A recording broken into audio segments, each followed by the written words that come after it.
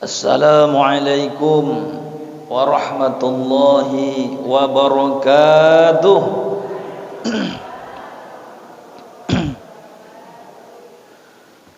Alhamdulillahilladzi anzalal furqana fi syahri Ramadan hudan linnasi wa bayyinatin minal huda wal furqan. Asyhadu an la ilaha illallah wahdahu la syarika lah wa asyhadu anna sayyidana wa nabiyyana Muhammad ibn Abdullah wassalatu wassalamu ala Rasulillah wa ala alihi wa sahbihi wa mawala. Puji syukur alhamdulillah kita persembahkan kepada Allah Subhanahu wa taala, di mana nikmat Allah selalu tercurah kepada kita semua. Mudah-mudahan dengan memperbanyak syukur Allah tambahkan rahmat, nikmat, keberkahan, sehat, selamat, panjang umur, murah rezeki. Amin ya rabbal alamin. Diperbanyak syukur alhamdulillah. Mudah-mudahan Allah tidak akan pernah mengingkar janji. La in syakartum la azidannakum wa la in kafartum inna azabi lasyadid. Siapa yang bersyukur kepadaku, aku tambah nikmat itu.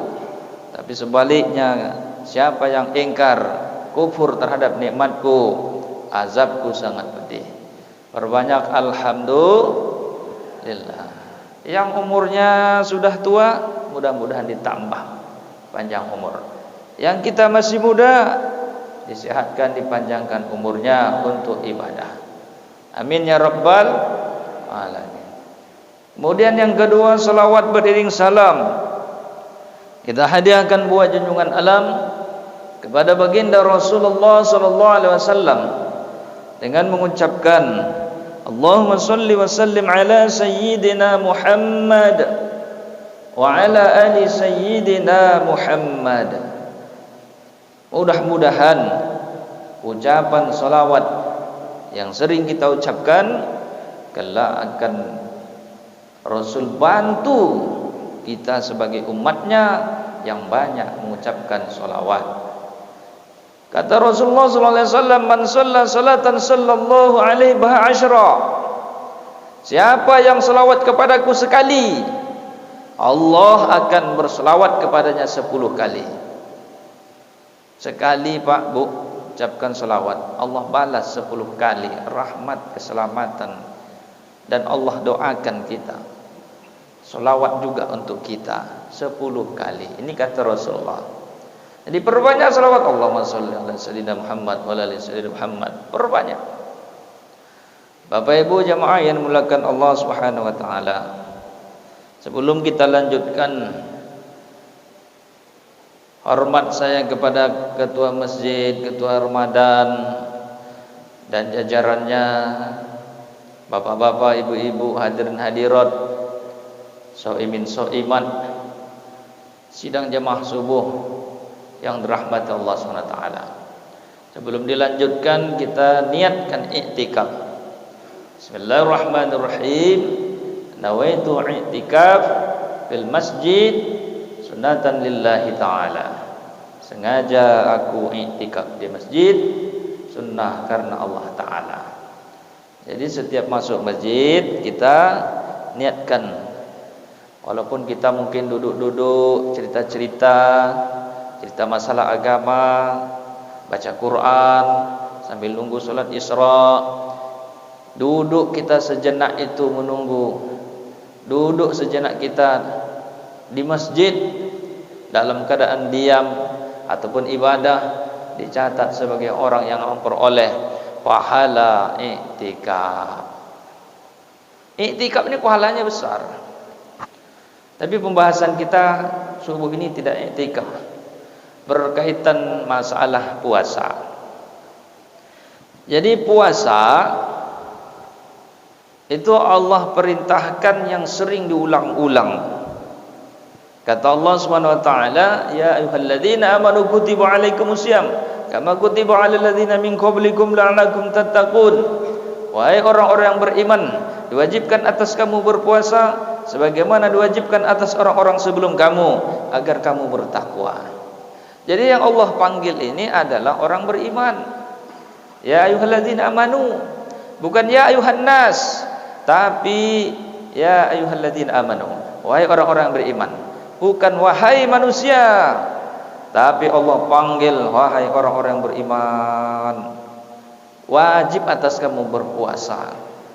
Jadi kita yang berpuasa ini Bapak Ibu, itu membuktikan bahwa kita itu orang beriman.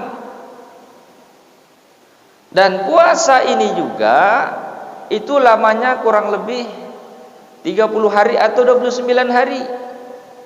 Dihitung 1 bulan. Jadi kalau puasa 1 bulan ini kita bolong-bolong, artinya kita tidak istiqomah, maka disitulah masalah kita, keimanan kita. Kalau tidak ada hambatan, tidak ada halangan, tapi karena kita itu tidak kuat berpuasa. Beda dengan orang yang ada halangan. Kalau orang ada halangan itu dia ada rukhsah, ada keringanan, dia tak puasa tapi nanti dikodok, dibayar puasanya pada bulan-bulan berikutnya. Beda lagi dengan orang yang tua. Orang tua uzur nggak kuat puasa, dia mesti bayar fidyah. Bayar fidyah memberi makan 1 orang miskin 1 hari minimal, terhitung kurang lebih sekitar 45.000 rupiah. Bayar kodok, bayar fidyah 45.000 1 hari bagi orang yang uzur, orang yang nggak kuat, agak-agak lemah fisiknya, tetapi kalau dia sanggup untuk puasa itu lebih baik kata Allah Subhanahu wa taala jika kamu mengetahui. Jadi kalau orang yang uzur, orang yang lemah itu kalau dia sanggup puasa tidak perlu bayar fidyah. Tidak perlu bayar fidyah. Tapi kalau dia lemah, enggak kuat, bayarlah fidyah. Jadi puasa ini sakingkan wajibnya, orang yang uzur sakit saja masih tetap harus puasa. Kalau dia tak mampu puasa, dia bayar fidyah. Begitulah karena wajibnya. Karena memang fisik kita ini setahun sekali memang harus puasa. Untuk supaya yang pertama fisik kita agar sehat. Karena Rasulullah katakan sumu tasihu, puasa kamu maka sehatlah kamu. Jadi yang pertama untuk fisik kita akan sehat. Yang kedua yaitu untuk nafsu. Nafsu ketika Allah ciptakan akal, sebelum menciptakan makhluk, akal diciptakan oleh Allah, lalu ditanya, wahai akal, siapa engkau, siapa aku? Akal menjawab, aku adalah hambamu, engkau adalah Tuhanku. Ini akal diciptakan. Tapi ketika Allah ciptakan nafsu, ditanya lagi oleh Allah, wahai nafsu, engkau siapa, aku siapa? Aku adalah aku, engkau adalah engkau. Tak ngaku dia Pak Bu, nafsu ini. Lalu nafsu ini dihukum dibakar dengan lamanya di dalam neraka. Tetapi ketika setelah beberapa ratus tahun, 1000 tahun, ditanya lagi, siapa engkau, siapa aku? Kata Allah, aku, engkau, engkau. Masih bandel Pak Bu. Maka nafsu ini bandel luar biasa, sangat ingkar betul dia.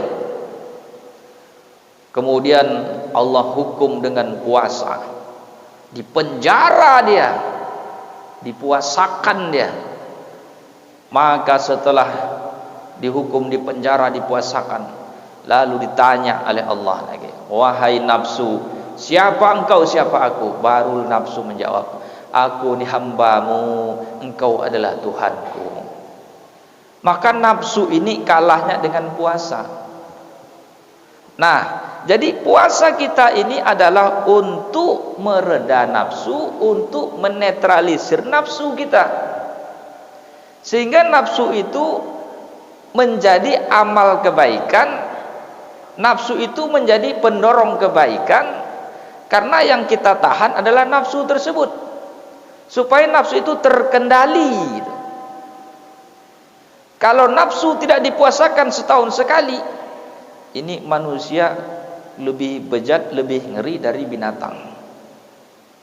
Sikap kemudian kezaliman, kebrutalan ketika nafsu itu tidak dipuasakan, maka ini terjadi pada hamba-hamba orang yang tak berpuasa.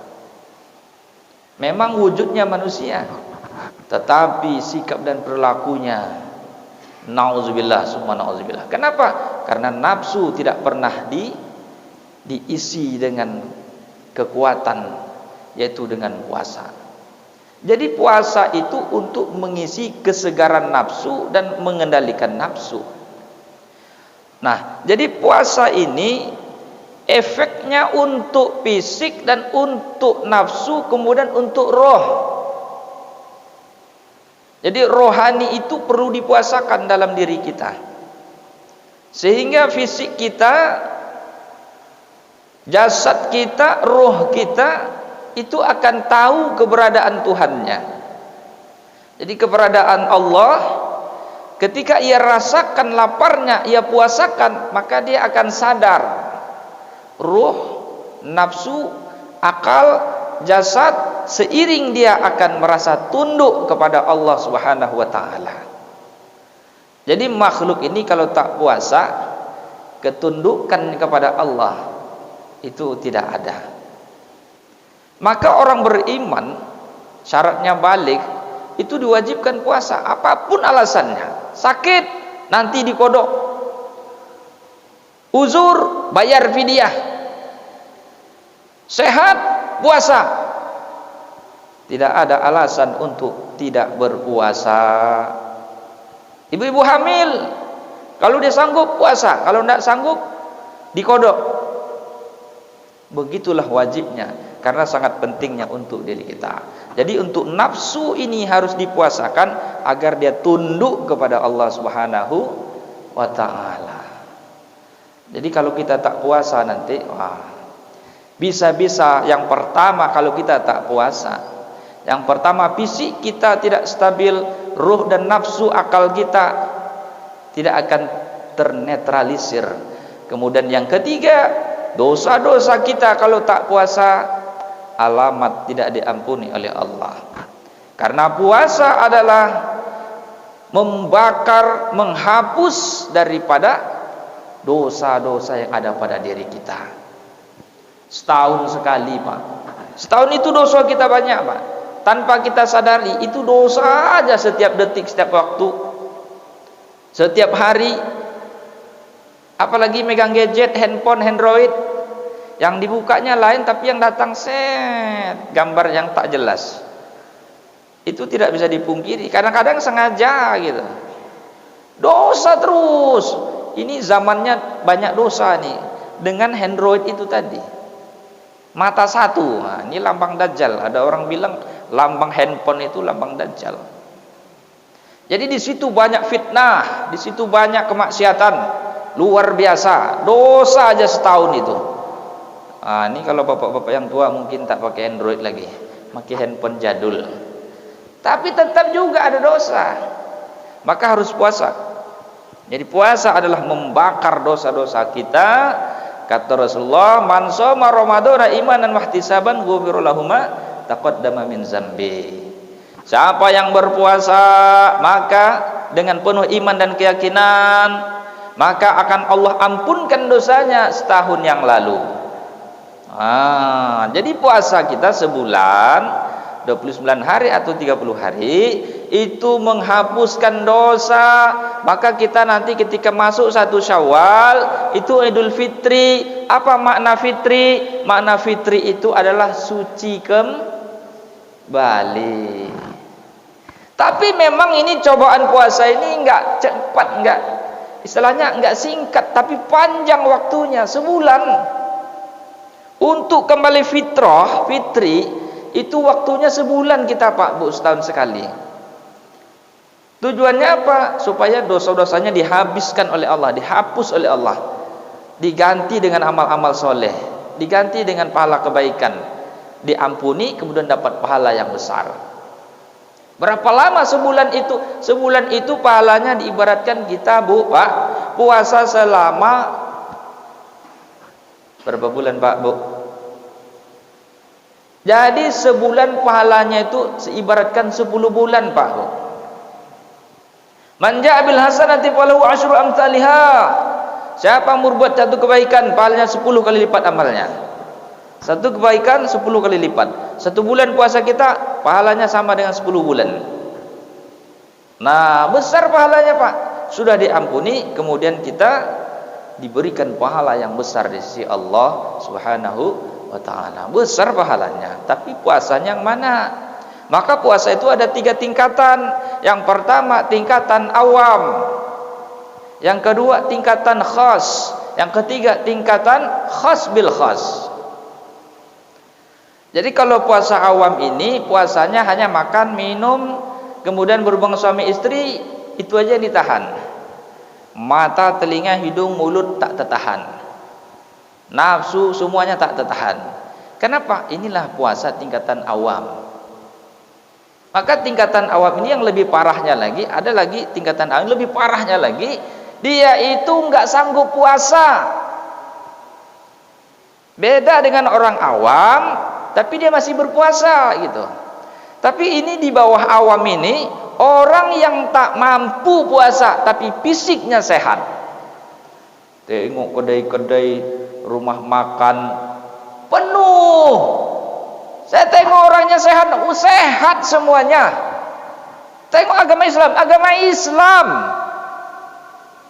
Kejadian ini bukan baru, sering saya kelihatan tuh. Wah, ini orang beriman atau orang apa ini? Oh, ini kalau orang awam kan masih tetap puasa, walaupun puasanya itu Allah yang penting menahan makan minum. Tapi kalau ini, na'udzubillah summa na'udzubillah, Pak, Bu, nanti tengok kode nasi. Ini kalau sekarang ini mungkin 2-3 hari ini mungkin masih tertutup, tapi ditutup luarnya aja, depannya terbuka lebar. Saya tengok orang-orang sehat bugar, fisiknya kuat, yang ibu-ibunya, yang laki-laki, yang perempuan ada di situ. Ini dalam hati saya, ini orang awam atau orang apa ini? Kalau awam masih puasa, ini di bawah awam ini. Inilah tingkatan yang paling celaka. Tingkatan orang yang tidak mampu puasa tapi fisiknya kuat. Kenapa? Imannya lemah. Yang ngaku beriman, saya beriman kok, saya Islam kok, tapi imannya itu tidak ada artinya. Tapi imannya itu tidak membekas. Tapi imannya itu seperti imannya Fir'aun, imannya orang-orang Yahudi. Orang Yahudi, orang Fir'aun itu kalau ditanya yang ciptakan langit bumi itu siapa? Tuhan. Tapi dia tak beriman kepada Nabi Musa. Tapi dia tak menyembah Tuhan, tak patuh kepada ajaran Nabi Musa. Ini bedanya orang-orang yang tak beriman nih. Padahal dia ngaku yang menciptakan langit bumi ini Tuhan. Jadi harus kita kenali bahwa iman itu adalah iqra bil lisan, tasdiqu bil qalbi, wa'mal bil arkan. Ini perlu kita ingat bahwa iman itu adalah diucapkan oleh lisan, kemudian diyakini oleh hati, kemudian diamalkan dalam perbuatan. Itulah yang namanya iman. Kalau disuruh puasa, berarti dia puasa, harus dia sholat, dan dia harus istiqomah sebulan. Kalau dia ngaku beriman tapi tak melaksanakan, tidak mengikrarkan dalam perbuatan, belum beriman. Jadi iman itu bukan simple seenak gitu, tidak. Saya Islam, saya orang iman. Tapi ketika sholat tidak sholat, ketika puasa tidak puasa, itu bukan orang beriman. Kenapa? Rasulullah katakan ciri orang beriman itu 3, diucapkan oleh lisan, diyakini oleh hati, kemudian diamalkan dalam perbuatan. Apa yang diamalkan? Syariat Islam, perintah Allah, menjauhi larangan. Itulah diamalkan. Itu yang namanya iman. Ini tingkatan awam. Tingkatan awam ini di bawah tingkatan awam ini, nauzubillah. Bapak Ibu tengok nanti kedai nasi. Wah, ramai.